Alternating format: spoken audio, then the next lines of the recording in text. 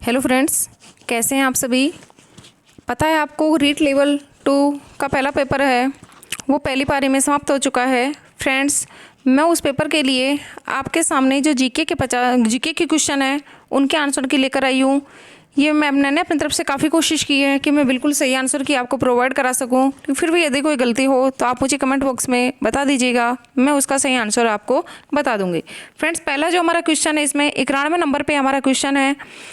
इसमें हमारा क्वेश्चन है कि प्रश्नोत्तर तकनीक सामाजिक विज्ञान के शिक्षण में काफ़ी प्रभावी हो सकती है क्योंकि यह सुनिश्चित करती है। अब ये जो प्रश्नोत्तर विधि होती है फ्रेंड्स, इसमें आपको ध्यान रखना है कि इसमें विद्यार्थियों की इसके अंदर सक्रिय भागीदारी होती है। तो सी नंबर का ऑप्शन है वो इसके अंदर हमारा बिल्कुल सही उत्तर होगा। अगला क्वेश्चन देखते हैं फ्रेंड्स, 92 नंबर का क्वेश्चन है। एश्योरेंस शब्द का प्रयोग है वो किसके लिए किया जाता है। तो ये जो एश्योरेंस शब्द है वो है एक इंश्योरेंस होता है, एक होता है इंश्योरेंस होता है और ये है एश्योरेंस। तो इस पर्सन के ऊपर है जो अभी तक क्लियर नहीं हो पाया है, मैं आपको जल्दी इसका आंसर बताने की कोशिश करूंगी। तो आप यहाँ इसको स्टार लगा लीजिए क्योंकि इंश्योरेंस नहीं है, लोगों ने यहाँ इंश्योरेंस समझ के जीवन बीमा कर लिया है, लाइफ बीमा, लेकिन ये एश्योरेंस है। तो इसका उत्तर मैं बाद में बता दूंगी आपको। आगे चलते हैं हम 93 नंबर के क्वेश्चन की ओर। निम्न में से किस जिला स्तर पर उपभोक्ता विवादों का जो निपटारा है वो किसके द्वारा किया जाता है। तो याद रखना कि उपभोक्ता विवादों का निपटारा आ रहा है तो ये जिला फोरम के द्वारा आ जाएगा। जो सी नंबर का ऑप्शन है वो इसका सही उत्तर होगा। नेक्स्ट आगे चलते हैं 94 क्वेश्चन की ओर कि हमारे देश का जो केंद्रीय बैंक है वो कौन सा है। तो याद रखना है इसमें आरबीआई आएगा, जो बी नंबर के ऑप्शन में यहाँ हमें दिखाई दे रहा है। नेक्स्ट आगे चलते हैं हम अगले क्वेश्चन की ओर कि राजस्थान राज्य सहकारी बैंक का जो मुख्यालय है वो कहाँ पर है। तो फ्रेंड्स, आपको याद रखना है राजस्थान राज्य सहकारी बैंक का मुख्यालय है वो जयपुर में है, जो बी नंबर के ऑप्शन में यहाँ है। नेक्स्ट है 100 टापुओं का शहर राजस्थान के किस जिले में है। तो फ्रेंड्स, आपको याद रखना है 100 टापुओं का शहर है वो बांसवाड़ा में है। तो यहाँ पर डी नंबर का ऑप्शन है वो इस क्वेश्चन का हमारा बिल्कुल सही उत्तर होगा। नेक्स्ट आगे चलते हैं हम। राजस्थान में निम्न में से कौन सी जनजाति को भारत सरकार के द्वारा आदिम जनजाति समूह में शामिल किया गया है। तो यहाँ पर हमारा जो बी नंबर का उत्तर है वो इसका सही उत्तर होगा, जो सहरिया है हमारे। नेक्स्ट आगे चलते हैं कि राजस्थान में जो मीठे पानी की सबसे बड़ी झील है वो फ्रेंड्स कौन सी है। वेरी इंपॉर्टेंट क्वेश्चन है, जयसंबंध आ जाएगा, जो 1 नंबर यानी ए नंबर के ऑप्शन में ये हमें दिखाई दे रहा है। आगे चलते हैं कि राजस्थान भारत में निम्न में से किस फसल का सर्वाधिक उत्पादन करता है। ये क्वेश्चन भी वेरी मोस्ट इंपॉर्टेंट है, इसमें सरसों आएगा फ्रेंड्स, जो सी नंबर के ऑप्शन में हमें दिखाई दे रहा है। नेक्स्ट आगे चलते हैं। अध्यापन कक्ष में पृथ्वी की आकृति को समझने का जो सर्वश्रेष्ठ साधन है फ्रेंड्स वो क्या आएगा। ये भी वेरी सिंपल क्वेश्चन था और इसके अंदर हमारा ग्लोब क्या आएगा फ्रेंड्स, ग्लोब आएगा, जो ए नंबर के ऑप्शन में हमें दिखाई दे रहा है। आगे चलते हैं फ्रेंड्स हम अगले क्वेश्चन की ओर कि 101 नंबर का क्वेश्चन है कि डोंगजी और जवारजी ने किस राज्य की सेनाओं के विरुद्ध संघर्ष किया था। तो इसके अंदर हमारा जो बीकानेर और जोधपुर है वो आ जाएगा, जो 1 नंबर के ऑप्शन में है। नेक्स्ट अगले प्रश्न की ओर चलते हैं हम कि किस क्रांतिकारी ने गिरफ्तारी से बचने के लिए अमरदास बैरागी का छद्म नाम है जो ग्रहण किया था। तो फ्रेंड्स, याद रखना इसके अंदर हमारा जोरावर सिंह बाराट आएगा, जो डी नंबर के ऑप्शन में है। आगे चलते हैं हम 103 नंबर क्वेश्चन की ओर। राजस्थान के किस क्रांतिकारी को तिहाड़ जेल में रखा गया था। तो ये क्वेश्चन आप यहाँ स्टार लगा लीजिए क्योंकि अभी क्वेश्चन है जो क्लियर नहीं हो पाया है। नेक्स्ट आगे चलते हैं कि हल्दीघाटी युद्ध में महाराणा प्रताप के चंद्रावल दस्ते में कौन था। तो इसमें भी फ्रेंड्स आप इस क्वेश्चन को स्टार लगा लीजिए, जैसे ही पता लगेगा मैं आपको इसका आंसर है बता दूंगी। नेक्स्ट आगे चलते हैं हम 105वें नंबर की क्वेश्चन की ओर कि किस छतरी को शेखावाटी की सबसे बड़ी छतरी कहा जाता है। तो फ्रेंड्स, आपको याद रखना है कि जो शेखावाटी की सबसे बड़ी छतरी है वो रामदास गोपाल पोदार की छतरी है, जो 1 नंबर के ऑप्शन में हमें दिखाई दे रही है। नेक्स्ट है पाठ्यक्रम के जिस सिद्धांत में करके सीखने पर बल दिया जाता है फ्रेंड्स, वो याद रखना है वो सिद्धांत है क्रिया का सिद्धांत है, जिसमें करके सीखने पर बल दिया जाता है, सी नंबर ऑप्शन है। नेक्स्ट प्रश्न हमारा उत्तरी गोलार्ध में जो व्यापारिक पवनों का प्रभाव होता है वो कैसे होता है, तो ये भी वेरी मोस्ट इंपॉर्टेंट क्वेश्चन है। ये होता है फ्रेंड उत्तर पश्चिम से दक्षिण पूर्व, जो डी नंबर के ऑप्शन में है। नेक्स्ट चलते हैं अगले क्वेश्चन की ओर। सूर्य और पृथ्वी के मध्य की जो अधिकतम दूरी है फ्रेंड्स, उसको हम अपसौर के नाम से जानेंगे, और जो न्यूनतम दूरी है उसको हम उपसौर के नाम से जानेंगे। तो यहाँ सी नंबर का ऑप्शन है, सही उत्तर होगा। नेक्स्ट क्वेश्चन है, खाद्य श्रृंखला में चूहा है वो प्राथमिक उपभोक्ता में आएगा, तो यहाँ पर ए नंबर का ऑप्शन हमारा बिल्कुल सही उत्तर होगा। नेक्स्ट आगे चलते हैं अगले क्वेश्चन की ओर कि कौन सा सही है, तो ये क्वेश्चन भी हमारा वेरी मोस्ट इंपॉर्टेंट है। अब देखना है उत्तरी गोलार्ध में चक्रवात में पवनों की दिशा घड़ी की सुई की दिशा नहीं। अब यहाँ मैं आपको बिल्कुल सही उत्तर ही बता देती हूँ। पृथ्वी की सतह पर चक्रवात में जो पवनों की दिशा होती है घड़ी की सुई के अनुकूल और घड़ी की सुई के विपरीत दोनों दिशाओं में हो सकती है, तो सी नंबर का ऑप्शन बिल्कुल सही उत्तर होगा। नेक्स्ट है, राजस्थान विधान परिषद में राज्यपाल द्वारा कितने सदस्य किए जाएंगे मनोनीत, तो वो 1/6 होंगे, जो डी नंबर के ऑप्शन में हमें यहाँ दिखाई दे रहे हैं। नेक्स्ट क्वेश्चन 112वां, स्वतंत्र भारत की पहली लोकसभा का अध्यक्ष कौन था। ये क्वेश्चन भी हमारे लिए वेरी मोस्ट इंपॉर्टेंट है। तो स्वतंत्र भारत की पहली लोकसभा का जो अध्यक्ष था वो सी नंबर पे है, एम सोमनाथ अयंगर। उसके बाद चलते हैं, भारत में मतदान के दौरान मतदान केंद्र पर मतदाता रजिस्टर का प्रभारी कौन होता है, तो पीठासीन अधिकारी होता है, जो डी नंबर के ऑप्शन में हमें दिखाई दे रहा है। नेक्स्ट है 114 नंबर प्रश्न की ओर, किस शासन प्रणाली में कार्यपालिका विधान के प्रति उत्तरदायी होती है। तो फ्रेंड्स इस क्वेश्चन का जो उत्तर आएगा वो संसदीय सरकार आएगा, जो 1 नंबर के ऑप्शन में हमें दिखाई दे रहा है। आगे चलते हैं 115वें नंबर के क्वेश्चन की ओर। क्वेश्चन फ्रेंड्स थोड़ा सा दिखाई नहीं दे रहा है, तो आप इस चीज को देख लीजिएगा, आपके पास तो ओरिजिनल पेपर होगा कि कौन सा ज्ञान उद्देश्य का उदाहरण है। तो यहाँ पर जो ज्ञान वाला है वो इसमें विश्लेषण करना आ जाएगा, जो डी नंबर के ऑप्शन में है हमारा। तो आप इस क्वेश्चन को एक बार आप अपने पेपर से मिलान कर लीजिएगा। नेक्स्ट है, राष्ट्रीय मतदाता दिवस है वो कब मनाया जाता है। तो फ्रेंड्स ध्यान रखना है कि ये 25 जनवरी को मनाया जाता है, जो ए नंबर के ऑप्शन में हमें दिखाई दे रहा है।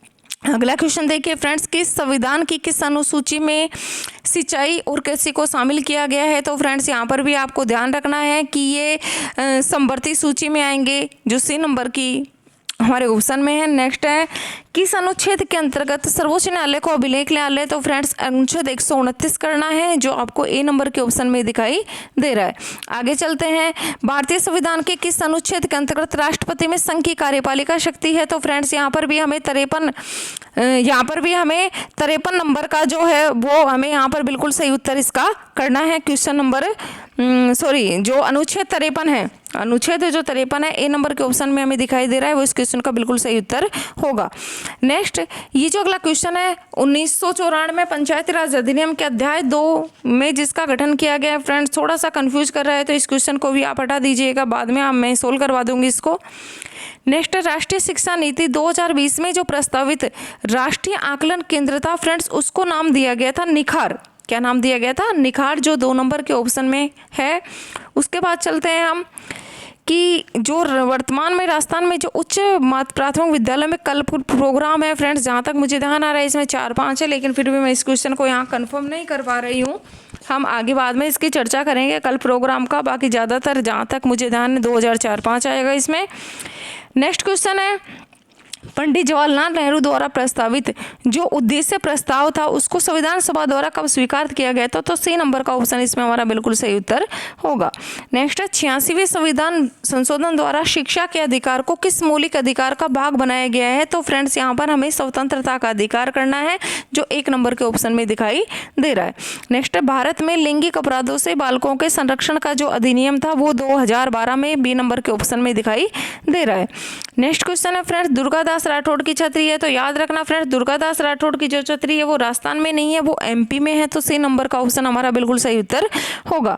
नेक्स्ट है, चावंड चित्रकला का विकास है वो किसके समय में हुआ था, वो कहाँ पर हुआ था। तो चावंड उदयपुर में है, उदयपुर मेवाड़ शैली में आ जाएगा। अगला क्वेश्चन है, श्रीमती किशोर देवी का संबंध है वो किस किसान आंदोलन से था। तो आपको याद रखना है ये श्रीमती किशोर देवी है वो सीकर किसान आंदोलन से संबंधित थी।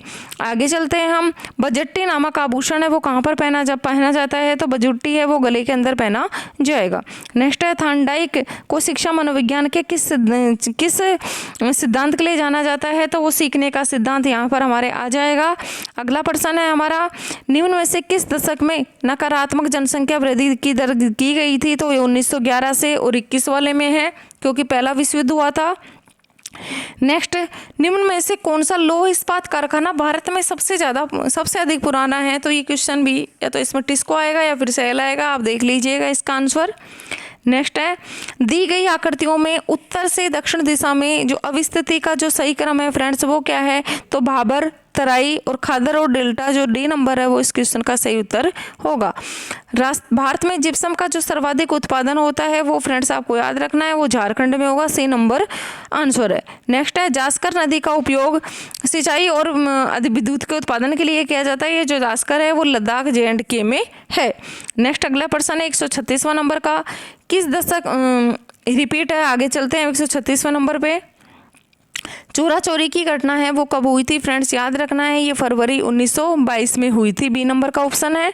पंडित हरिनारायण शर्मा को अलवर के किस शासक ने अपने सलाहकार बनाया था? तो फ्रेंड्स ये जो क्वेश्चन है ये हमारे उस समय का है जब प्रजामंडल की स्थापना हुई थी, और इस समय यहाँ के जो शासक थे वो अभी थोड़ा कंफ्यूज है, क्लियर आंसर नहीं मिल पाया है, तो आप इस क्वेश्चन को भी अभी रहने दीजिएगा, आप कमेंट करके मुझे बताइएगा इसके बारे में।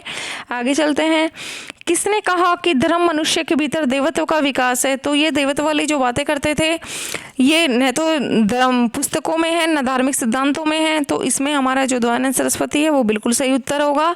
नेक्स्ट है, भारत के वंचित वर्ग का पहला कवि है। इस क्वेश्चन के बारे में मैं आपको भी स्पष्ट नहीं बता सकती हूँ, तो इस पर भी आप देख लीजिएगा। नेक्स्ट है, औरंगजेब द्वारा जजिया कर लगाए जाने पर किस शासक ने पत्र लिखकर के विरोध किया था? तो यहाँ पर इस क्वेश्चन का जो उत्तर होगा वो जसवंत सिंह आएगा, कि जसवंत सिंह ने पत्र लिख करके इसका विरोध किया था। नेक्स्ट है, निम्न में से कौन सा वाद्य यंत्र है जो बांसुरी की तरह होता है? तो इसमें हमें बफंग करना है। आगे चलते हैं अगले प्रश्न की ओर, कि यहाँ पूछा है कौन सा युगम सही सुमेलित है? तो मैं यहाँ पर आपको सही बता देती हूँ, इसमें कंबोज राजपुर आएगा।